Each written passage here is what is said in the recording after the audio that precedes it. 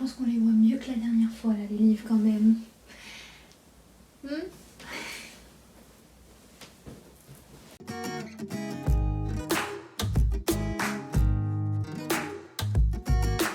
Hello là, bonjour ou bonsoir. En bref, coucou les petits cocos et bienvenue aux futurs petits cocos, potentiellement. Me voilà dans une nouvelle vidéo, ma seconde de la chaîne, mais en soi ce sera la première où je parle de mes précieux, mes livres.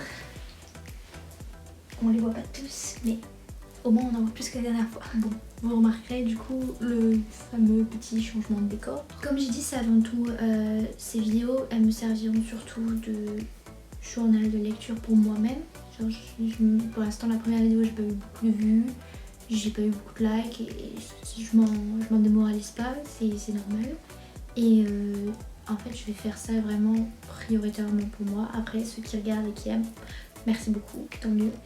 Mais sinon c'est pour moi, donc je fais un peu au feeling, hein. Je me fais pas, je vais pas me faire des efforts surhumains pour vous, c'est-à-dire je vais pas d'un coup me mettre à me maquiller à chaque vidéo, je vais pas hyper bien me coiffer à chaque fois ou bien m'habiller ou quoi. Ah, je fais en fonction de mon humeur du jour en général. Et là aujourd'hui j'avais pas envie de me maquiller, mais j'avais pas non plus envie de m'attacher les cheveux pour que ça ressemble à un zigouin derrière, donc voici le look. Si niveau montage, je me débrouille comme je peux. Surtout maintenant que je vais diviser du coup mes longues vidéos comme j'ai fait là pour l'intro qui était bilingue en deux. Par exemple, je vais faire une vidéo française, une vidéo anglaise, vous regardez celle que vous décidez. Je sais qu'au début on regardera quasiment pas les anglaises sûrement, ça me dérange pas trop. Au pire ça me permet de pratiquer ma langue, ma seconde langue. Si j'ai pas encore vraiment décidé quand, à quelle heure en gros précise, pas de trucs récurrents vu que je fais mon propre montage et que c'est en fonction de ma qualité de montage, que j'ai pas choisi l'horaire à laquelle je poste mes vidéos. La dernière fois je me rappelle même pas, je crois que j'avais posté en début d'après-midi parce que j'avais mon petit ami qui m'a beaucoup aidé pour le montage. Ça se trouve ce sera pas aussi rapide les prochaines fois, mais en tout cas j'essaie de faire en sorte que ce soit le dimanche parce qu'en général je vais tourner mes vidéos du mercredi au samedi quand j'ai le temps, et ensuite c'est le dimanche que je la poste, quoi qu'il arrive. Après ça pourra sûrement être le matin, l'après-midi, la soirée.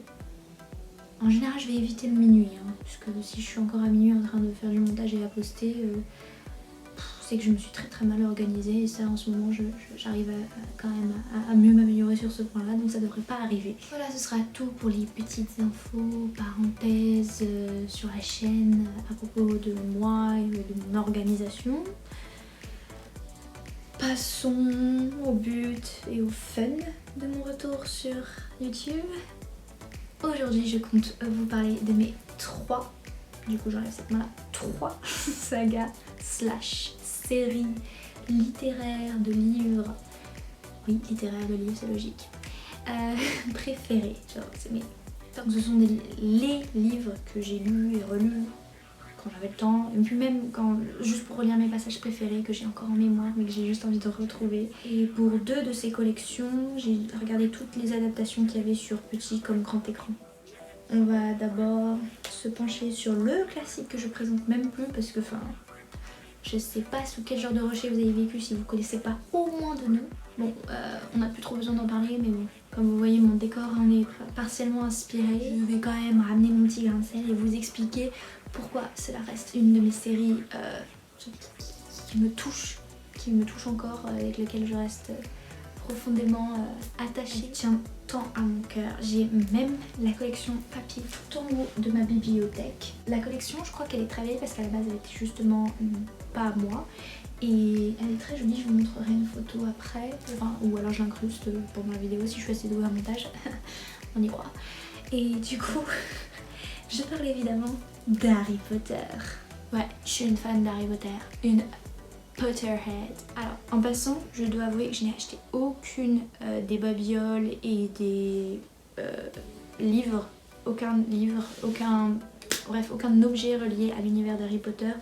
Je ne finance pas l'autrice dont on ne devrait pas prononcer le nom, mais pour ceux qui l'ignorent, J.K. Rowling. Si vous voulez chercher un peu ce qui s'est passé avec elle, autour d'elle, et pourquoi il y a des gens qui d'un coup n'aiment plus les Harry Potter, Moi je suis pas au stade de pas aimer Harry Potter, c'est trop cher à mon cœur. Mais en tout cas elle, zéro, je ne suis pas fan d'elle. Je la soutiens ni dans ses propos, ni dans sa nouvelle collab avec HBO pour faire une série pour à nouveau montrer à l'écran Harry Potter mais avec des nouveaux acteurs et tout ça.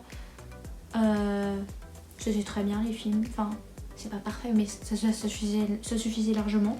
Quitte à nous lancer dans un nouveau projet, JK, on aurait pu avoir une histoire sur les maraudeurs parce que ça fait longtemps qu'on la réclame.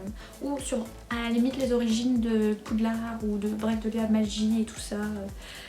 Mais non. Ok. Ceux qui comprennent, comprennent. Ceux qui comprennent pas, je vous ai dit, cherchez un peu, faites-vous votre propre opinion. Je veux pas vous influencer plus que ça. Voilà. J'en ai marre juste de lire des fanfictions sur les maraudeurs. Je veux une vraie histoire bien détaillée de tout ce qui s'est passé, de comment, par exemple, Lily et James sont tombés amoureux, comment ils se sont mariés, tout ça. Ou avant ça même, comment les maraudeurs... On a eu quelques extraits dans Harry Potter, justement, qui ne sont pas dans les films, de la relation des maraudeurs. Mais je veux plus. I need more. Je veux plus. J'ai fait de l'anglais alors que j'ai dit que c'était une vidéo française. Oubliez. Oubliez. Fermons cette parenthèse. JK de côté. J'adore depuis très longtemps maintenant les films HP. C'est-à-dire que je les regardais avec ma famille qui me les a fait voir un à un. Je sais plus si c'était tous les mois ou si c'était... Mais je crois que j'ai commencé assez tôt, genre vers 7 ans et demi ou un truc comme ça. Et je sais que c'était avant que les derniers sortent puisque je me rappelle Harry Potter et les reliques de la mort partie 1, je l'ai vu au cinéma avec ma maman. Et j'étais pas contente que ça se terminait comme ça. J'étais en mode, tu m'as dit que c'était le dernier film. Elle m'a fait, oui, bah apparemment il y aura une partie 2. J'étais là, ouais, bah je suis pas contente de la fin, il faut la suite maintenant. Elle a fait, ah bah c'est pas moi qui décide. Et moi j'étais là. Et depuis du coup j'ai re-regardé la série, je pense au moins quasiment une fois par an. C'est vraiment devenu un truc que je re-regarde quasiment constamment. Je connais sûrement quasiment tout par cœur. Les livres un peu moins mais je les ai pas mal relus aussi quand même. J'ai d'ailleurs voulu commencer du coup environ en CE2 la saga, enfin la série plutôt, les livres, la collection, comme vous voulez. Et bah en fait j'ai lu le premier tome mais genre je l'avais fast-pass, je l'avais vite passé, je les ai pas tous. Et puis même à la fin j'ai même arrêté de le lire parce que j'étais en mode oh bah je veux pas lire la suite, c'est trop nul les livres. C'était trop long en fait pour une petite fille d'à peine 8 ans je pense. J'avais beau être le rat de bibliothèque de mon école quand même, c'était un gros bouquin. C'était plus pour un avis les collégiens et tout ça. Et donc c'est d'ailleurs pour ça que je suis retournée seulement au collège. J'étais à fond dedans, je pense que c'était 5e, 4e, ça devait être pendant les vacances d'été. Je sais que j'ai lu par exemple 3 des livres. Ensuite j'ai affronté le 5e tome qui est donc le plus gros de la série. J'ai lu plus lentement mais quand même j'ai tenu bon. C'était des histoires que je connaissais et puis même ça m'intriguait justement que ce soit beaucoup plus long que le film. Parce que ça veut dire qu'il y avait plein de trucs qui a été rajouté en fait, enfin ou qui a été coupé dans le film mais rajouté dans le livre, puisque techniquement le livre était là avant, donc c'est plutôt dans le film qu'on a supprimé ça. Pourquoi j'ai voulu reprendre au collège? Bah comme j'ai dit, j'ai adoré les films, je les regardais encore et encore et je m'étais dit mais c'est pas normal que les livres m'aient pas plu, j'adore lire. Au collège en plus je commençais à lire des livres un peu plus gros, du coup j'étais vraiment dans le côté c'est pas normal. En plus je suis sûre qu'il y a plein de passages qu'il n'y a pas dans les films que j'adorerais voir dans les livres, surtout niveau évolution de la relation entre, imaginons Harry Potter et Ginny, Hermione et Ron. J'adorais les relations amoureuses, mais le côté que dans les films ça apparaît surtout vers la fin, même s'il y avait des petits indices avant, j'étais en mode est-ce qu'il y en a plus dans les livres? Du coup ça m'intéressait. C'est principalement donc pour les relations que je me suis relancée dans les livres, mais j'ai kiffé tout le reste aussi. Hein. À juste titre, c'était bien plus développé dans les livres, tout est plus développé dans les livres de toute façon. Et du coup, j'ai tellement aimé et je repensais souvent au 6e tome. Il y a beaucoup plus de détails qui ont été oubliés dans le 6e film. C'est pour ça que je crois que d'ailleurs c'est le film le moins apprécié de la saga. Parce que c'est celui où il y a le plus d'omissions par rapport aux livres qui sont pourtant un peu importantes tout de même. Ouais mais moi j'ai bien aimé le 6e tome et du coup j'y repensais encore au lycée et j'avais envie, juste pour relire mes scènes favorites, de les relire. Et comme je vous ai dit dans une précédente vidéo, on nous recommandait de lire les livres en anglais, du coup j'ai juste lu tous les Harry Potter en anglais juste avant de rentrer dans ma période où où j'arrêtais de lire. Je me rappelle que même le 5e tome en anglais, j'ai mis du temps avant de m'y remettre, donc j'ai dû faire une sacrée pause. Je les enchaînais pas comme j'ai enchaîné au collège. Je les lisais un peu plus lentement déjà parce que c'est en anglais et parce que j'étais dans ma période où je commence à décrocher de la lecture. Mais Harry Potter, ça m'a permis de tenir un peu plus longtemps. Sinon j'aurais arrêté de lire beaucoup plus tôt et ça aurait été dommage, mais bon, qui sait, ça m'aurait fait peut-être reprendre plus tôt aussi. Anyway, je m'en veux pas d'avoir lu en anglais, c'était intéressant de voir dans la version originale les tomes. Je les avais sur ma liste par contre en anglais, là c'est que la version française que j'ai en haut de ma magnifique bibliothèque que vous admirez tant. Ce pourquoi donc j'aime ces livres, c'est vraiment l'évolution des personnages. D'ailleurs c'est le cas dans souvent le genre de série que je vais vous conseiller, c'est vraiment j'aime bien l'évolution des personnages, des relations, enfin, l'aventure, j'aime bien aussi, mais c'est pas le principal aspect de ce qui m'intéresse. La rivalité avec le méchant, surtout quand ça dure autant de tomes, en grandissant, non, je ne suis pas fan. Mais à l'époque, ça me suffisait largement, ça faisait que au moins j'avais la menace, genre je ressentais la menace que représentaient les méchants et tout ça. Et surtout que en fait, je captais même peut-être un peu plus au lycée qu'au collège les sous-entendus de pourquoi est-ce que une société réagirait comme ça et tout ça, et ça m'intriguait. Aussi le monde caché, de la magie. J'aime beaucoup la fiction et donc tout ce qui est en fait il y a un monde caché, ça peut être stylé. Si c'est bien fait, et là j'admets que dans les tomes du 1 au 7, c'est très bien fait, donc ça m'a attiré. Il y avait toutes les créatures qui existent quoi. C'est juste qu'on se concentre beaucoup sur les sorciers. Aussi le côté annuel, du coup le côté qu'on grandit avec Harry Potter et tous ses amis et tout ça, c'était un aspect qui me plaît beaucoup. Peut-être plus jeune j'aurais pas été d'accord, mais maintenant en grandissant il faut croire que j'aime la douleur, donc aussi les pertes qu'il y a en chemin. La vie en fait, c'est la représentation de la vie, il y a du deuil aussi dans l'histoire, surtout pour un orphelin. J'ai les émotions, genre j'aime être émue par un livre.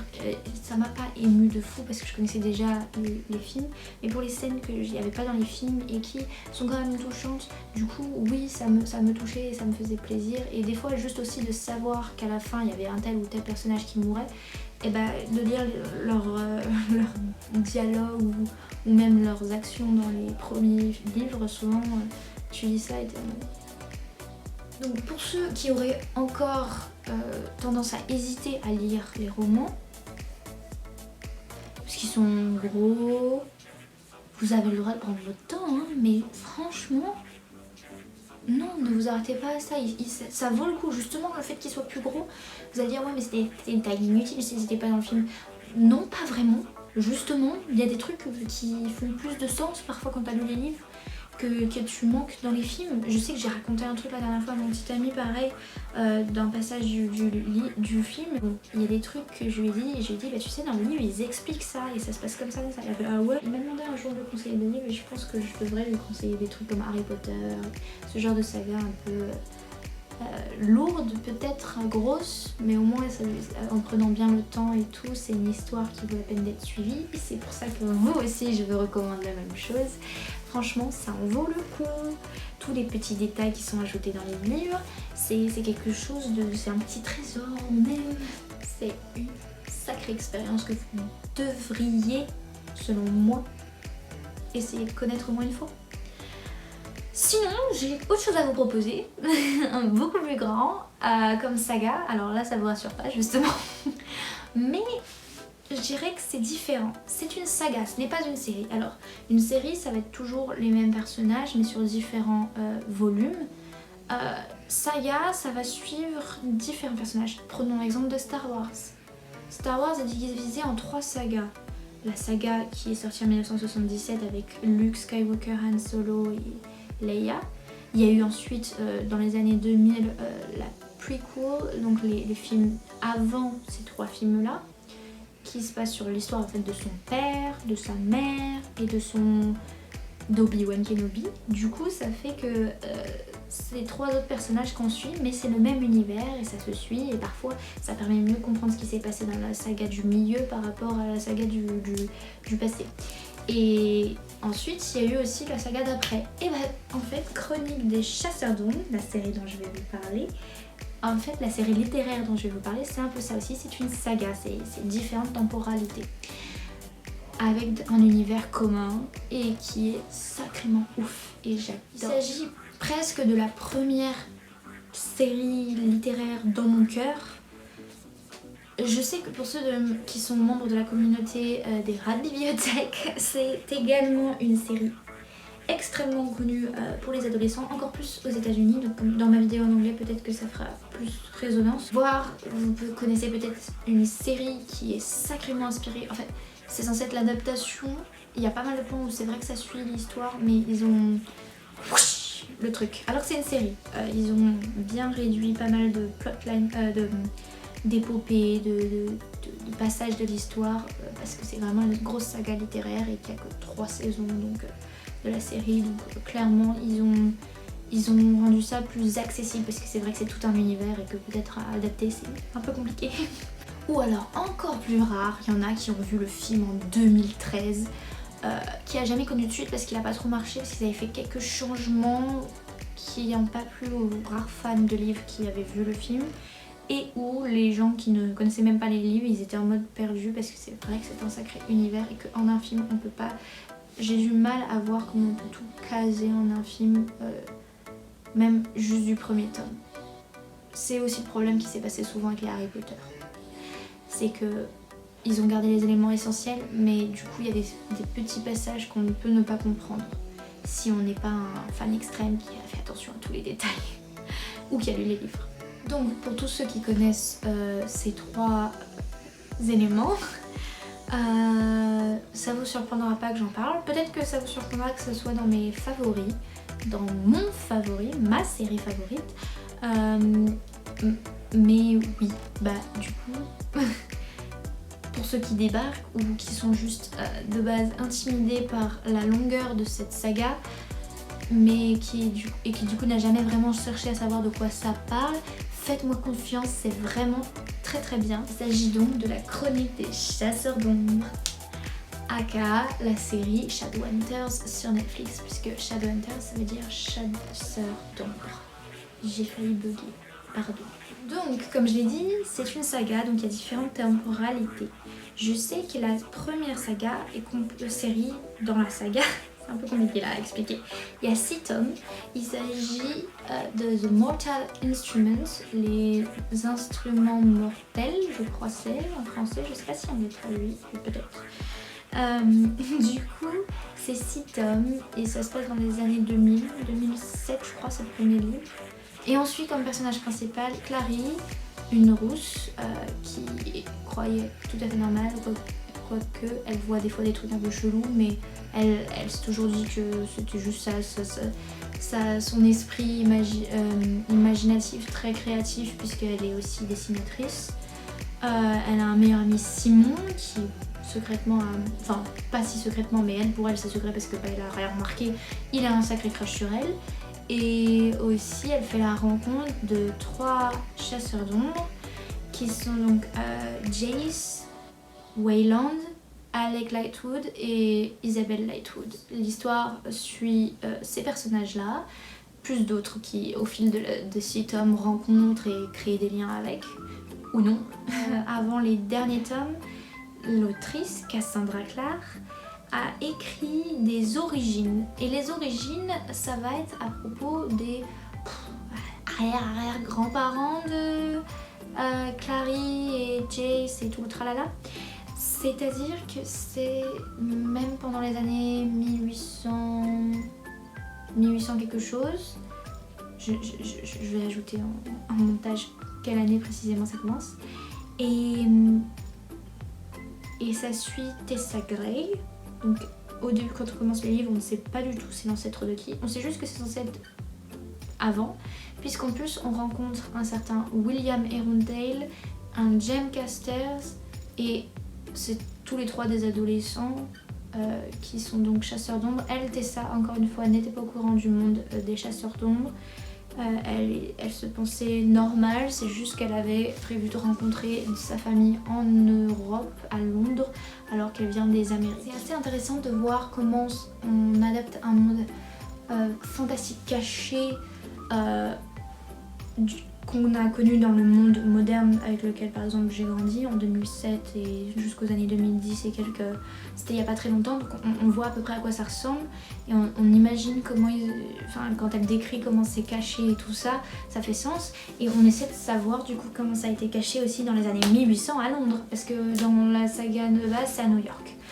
Et ensuite, ce qui se passe, c'est qu'à la fin de la saga de base, il y a des petits-enfants, Emma Carstairs et Julian Blackthorne, et ils ont subi un truc parce qu'à la fin il y a un gros combat et tout ça, et du coup on les voit enfants qui sont reliés à l'histoire. Et en gros la saga d'après, 3 tomes qui ont été récemment terminés, se passe à propos d'eux. Donc cette saga là c'est The Dark Artifice. Au fait la saga d'avant, la saga des origines, moi j'appelle ça les origines parce que c'est plus simple, c'est The Infernal Devices. Donc là on retourne sur The Dark Artifices, un truc comme ça. Donc là c'est après, donc c'est plutôt actuel, les années 2020 et quelques, juste avant 2020 peut-être. Ouais, je crois que le dernier tome il était en 2020 ou 2019. Donc c'est plus encore moderne. Et ça suit ces 2 personnages. Et donc comme j'ai dit, elle s'appelle Emma Carstairs. Donc on sait que c'est l'arrière petite fille de Jem Carstairs dans le trio de base de la série des origines. Ensuite, là, en ce moment, elle vient de publier le 3e tome de la 4e série qui se trouve entre la saga de base de 6 tomes et les origines. Et il s'agit des enfants des personnages des origines. Et donc on suit Jem Carstairs et sa sœur et toute sa clique de Lightwood, et Amelia Carstairs, je crois c'est Amelia. C'est bon, je viens de me rappeler, c'est pas Amelia, c'est Cordelia Carstairs. Alors j'avoue que cette saga là, comme j'ai dû attendre les dates de sortie pour la lire, puisque en fait j'ai commencé à lire du coup les premiers tomes de The Mortal Instrument, de la saga des chroniques des chasseurs d'ombre. Je l'ai commencé, j'étais environ vers la fin du collège, donc j'avais pas mal de livres à rattraper, donc j'avais tout la suite, j'avais pas besoin d'attendre les dates de sortie. La dernière saga, si, j'ai dû attendre la sortie du coup à chaque fois. Et du coup, ça fait que j'avais des sacrées pauses entre chaque tome. Certes, c'est des gros romans, mais moi je lis plutôt vite, donc il y a certains passages en général qui me restent en tête, mais je me rappelais pas toujours tout bien de cette histoire-là. C'est pas celle que je chéris dans mon cœur. C'est vraiment les origines plus la saga de base, avec les 3 derniers tomes de la saga de base qui m'ont vraiment happé qui m'ont aspiré dans ce monde et qui m'ont fait aimer cette saga. Je suis encore intriguée parce que j'ai pas lu le dernier tome.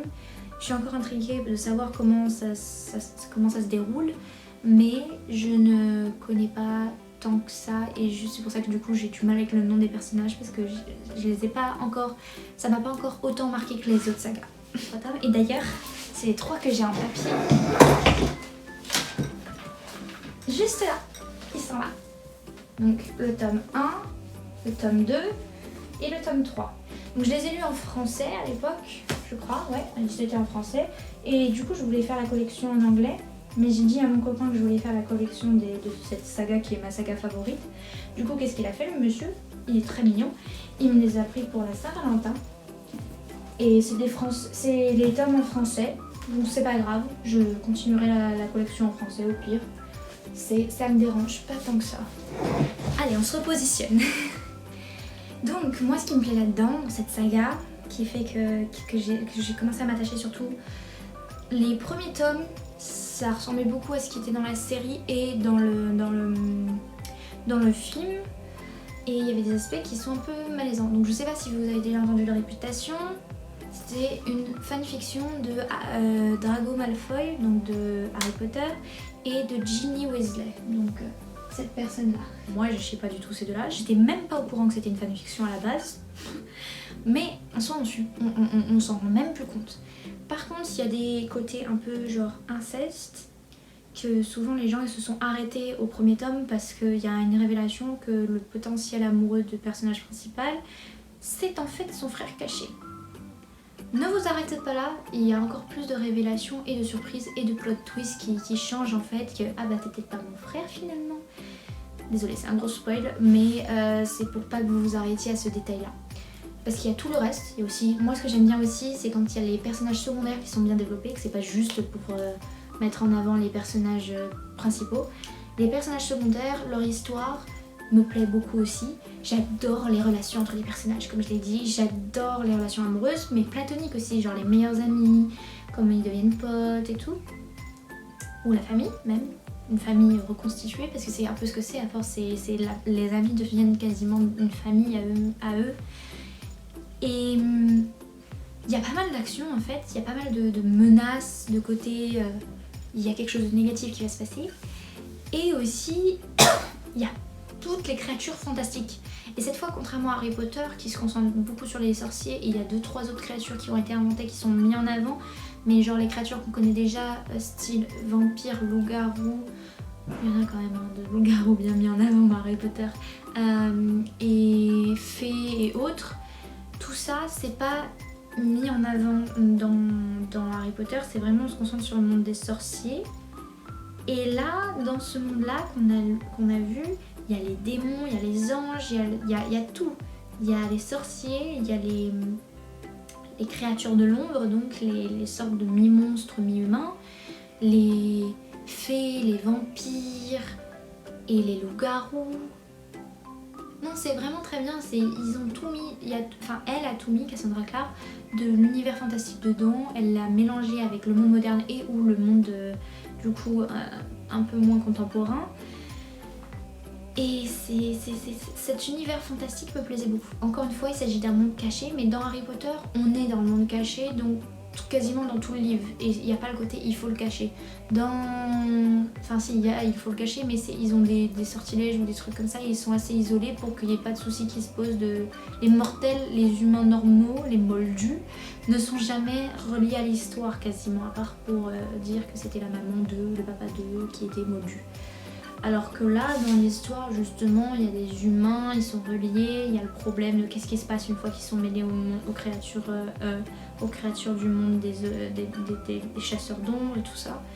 Bref, et c'est vraiment super, je trouve. C'était une bonne idée et j'adhère au concept et j'adhère encore plus quand on voit l'évolution des personnages et des relations qui est assez bien maîtrisée.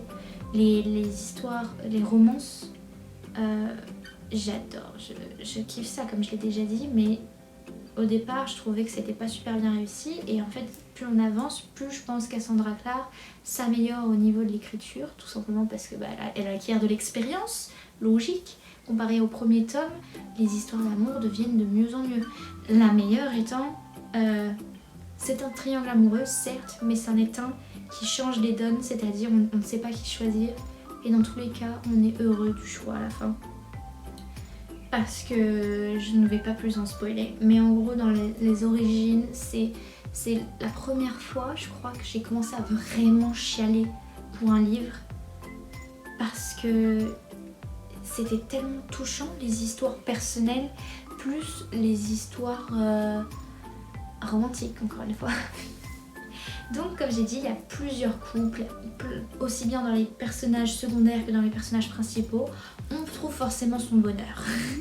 Tout est relié, toutes les histoires sont reliées, parfois de comprendre ce qui s'est passé dans les origines aide à savoir « Ah tiens, qu'est-ce qui s'est passé à la fin de... qu'est-ce qu'ils évoquent là à la fin de... voilà » ou encore du coup de suivre la première saga permet de comprendre un peu mieux comment ils en sont arrivés à cette dernière saga ou quoi. C'est vraiment... tout est relié, donc ça peut intimider. Vous pouvez le lire dans l'ordre que vous voulez, même si je conseille l'ordre dans lequel je vous ai présenté les choses. Et c'est juste génial comme roman. Il y en a plein. Genre je dis pas qu'ils sont tous des 5 sur 5 comme notes, mais il y en a beaucoup qui sont vraiment très bien et que je relis encore et encore parce que pour ces passages que je garde en tête, pour ces romances que je garde en tête, pour ces relations que je garde en tête, pour ces personnages qui ont une évolution que je garde en tête et que je pense que je garderai toute ma vie en tête. donc je recommande. Ensuite on va passer à la troisième, il serait temps, parce que je crois qu'elle commence à être longue cette vidéo, donc heureusement que j'ai pas fait en bilingue. On va passer à la troisième et la dernière série livresque que j'adore de la vidéo. Ma troisième série favorite ne connaît pas d'adaptation aussi bien sur petit que grand écran. Malheureusement, heureusement, je sais pas trop. J'ai tendance à dire que les adaptations je kiffe, mais en même temps, c'est vrai que c'est souvent pas impossible de suivre à 100% le livre et quelque part, à la fois ça déçoit, à la fois il y en a ils disent bah du coup ça servira à quoi de faire une adaptation si c'était pour suivre 100% le livre, autant lire le livre, mais c'est pour donner accès aux gens qui ne lisent pas je dirais, et comme ça on partage le côté fan, mais bon bref. Du coup c'est un peu un débat que je ne sais pas vraiment quoi dire là-dessus, peut-être que je me pencherai plus dessus dans une vidéo à l'avenir, on va articuler. Mais du coup c'est aussi une autre histoire qui reste gravée dans ma tête, dans ma mémoire, dont j'ai été offert le coffret de collection à mon dernier anniversaire en fait. Je vous présente donc avec fierté dans mon décor actuel de vidéo. Je parle donc d'une autre chronique, mais cette fois-ci boum, beaucoup plus courte, donc ne soyez pas aussi intimidés. Cette fois, il n'y a qu'une seule série, il y a quelques petites nouvelles qui ont été rajoutées pour quelques histoires personnelles rajoutées, mais sinon la série de base c'est que 4 tomes, ouais, 4 tomes, donc ça va. Il s'agit des Chroniques lunaires. Cette belle collection multicolore justement. Non, Elsa, attends pas. Voilà. Petite pause problème technique. Donc ça se lit dans l'ordre où c'est présenté. Cinder en premier tome. Je sais qu'il y a aussi une petite nouvelle qui raconte un peu les toutes petites origines de Cinder qui ne doit même pas faire 100 pages. Moi je l'ai lu sur ma liseuse. Elle n'est pas dans ma collection papier. Mais ça se trouve elle est intégrée à la fin, des fois c'est le cas dans certains modèles, elle est intégrée à la fin du tome de Cinder, c'est ajouté. Mais du coup Cinder c'est le premier tome, Scarlet c'est le deuxième, Cress c'est le troisième et le meilleur personnellement je trouve. Et Winter c'est le dernier qui rassemble toute l'histoire, qui fait explosion, qui est cool aussi. Et il y a aussi l'origine de la méchante de l'histoire dans le dernier tome que je présente, et Stars Above, je ne le connaissais pas, je ne savais pas ce que c'était, je ne l'ai pas lu, alors j'ai une tendance à quand c'est une série que j'aime bien, que je connais et que je vois qu'il y a des trucs en plus que j'ai oublié de lire ou que j'ai sauté ou qui étaient tout simplement pas encore traduits quand à l'époque où j'avais lu, bah dans ce genre de cas là je regarde pas le résumé parce que je vais être agréablement surprise, parce que parce que de toute façon c'est un univers que j'aime bien donc je fais confiance à l'auteur. Donc apparemment ça se lit juste après Winter, ça doit être soit une nouvelle de trucs qui s'est passé avant, soit ça doit être une petite suite de ce qui se passe après en mode feel good, donc positif j'espère.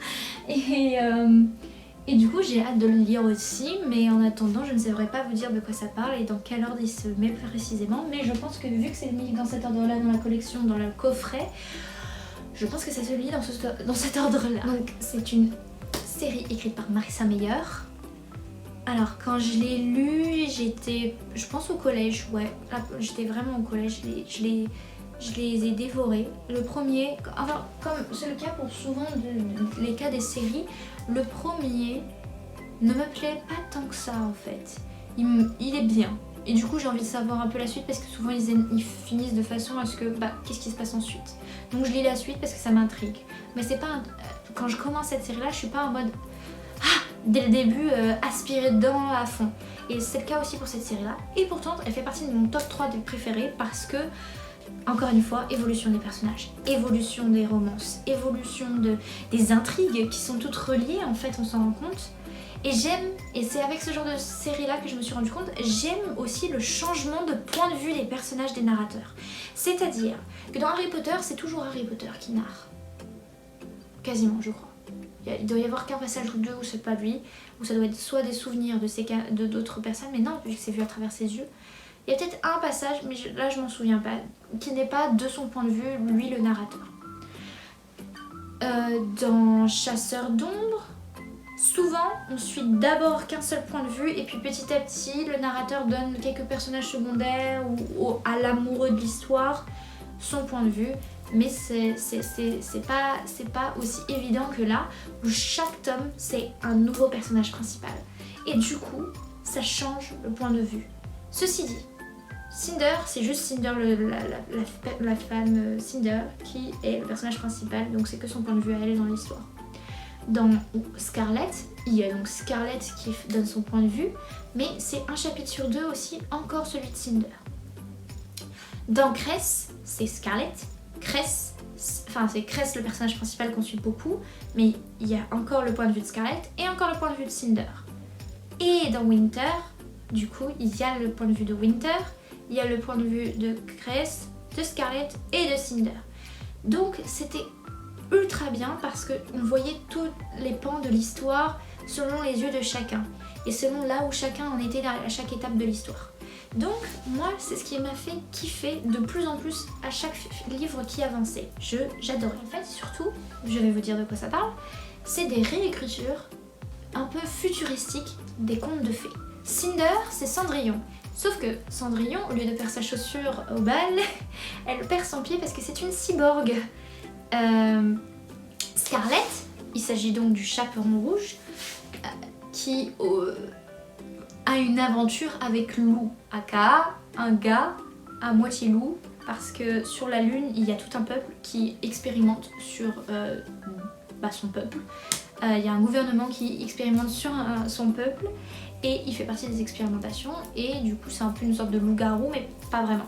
Et ensuite il y a Cress qui est donc Réponse, l'équivalent de Réponse, mais au lieu d'être perchée en haut de sa tour, en fait elle est coincée dans son satellite pour toujours, à donner des informations super hackeuse et tout ça, et à se fait libérer par votre capitaine, mon personnage favori, le gars un peu humour et tout, un peu à la Flynn Rider en fait, et charmeur et qu'on rencontre dès le deuxième tome, qui est on va dire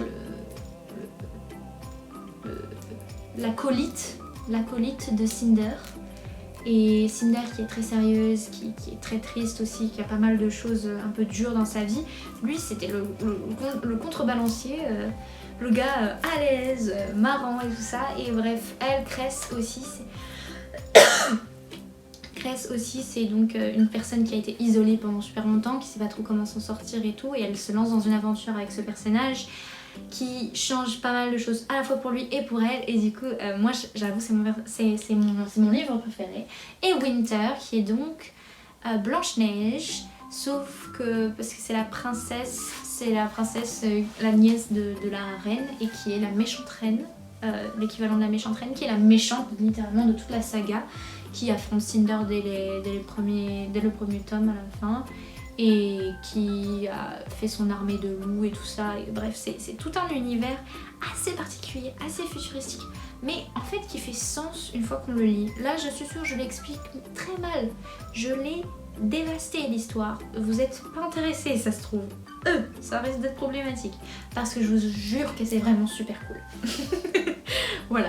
C'est tout ce pourquoi c'est la seule façon dont je peux défendre ces histoires, c'est de vous donner ma parole et de vous dire croyez-moi, c'est cool. Mais je crois que si vous êtes pareil sur la communauté des rats de bibliothèque depuis un moment, que vous suivez Booktube depuis un moment, vous en avez déjà entendu parler et que plein de gens vous l'ont déjà recommandé, et c'est pas juste un effet de mode parce que je suis quand même en 2023, les livres ont été publiés il y a un petit moment déjà et je kiffe toujours, je repense encore à cette histoire et j'adore. Là la collection elle est en anglais, moi je l'ai eu en français quand j'étais au collège et bah du coup j'ai hâte de pouvoir les relire en anglais. Donc encore une fois, si vous ne connaissez pas et que vous hésitiez à donner une chance, à ces romans, je les recommande sans hésitation. Donc franchement, jetez-vous à l'eau, parce que en plus c'est même pas une si grosse collection que ça. Vous n'êtes pas obligé de lire toutes les nouvelles. C'est vraiment si vous avez kiffé l'univers, qu'en général on lit les petites nouvelles ou quoi qui nous permettent d'avoir des informations en plus sur certains personnages. Là vous avez 4 tomes seulement. Oui, les 2 derniers sont un peu gros, mais ça vaut le coup. C'était j'ai encore les étoiles dans les yeux en y repensant, rien qu'en reparlant. Regardez la taille de mon smile, de mon sourire là. Donc ce sera tout pour mes 3 séries favorites: Harry Potter, Chronique des chasseurs d'ombre et Chronique lunaire. Sur ce, moi je retourne à ma liseuse. Je vous souhaite de faire de bonnes lectures. À la prochaine mes petits cocos.